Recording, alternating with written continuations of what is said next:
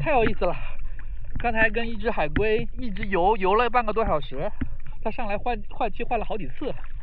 哇，太好玩了！然后最开始的时候我追它的时候是用那个推进器，然后声音有点大，然后它就吓跑了。然后后来它再来的时候，我就把那个推进器的声音关了，就是我自己游着跟着它走，然后它就一直看着我，然后我就在它上面跟着它一起潜水，然后看着它上来呼吸下去，太有意思了！这只有在马尔代夫才会有这样的生态，你就可以和这个海龟一起游泳，它完全不怕你，然后下面还有很多鱼，然后后面这就是我们的住的酒店，不一样。然后现在我们游回去，哇，看着这个夕阳，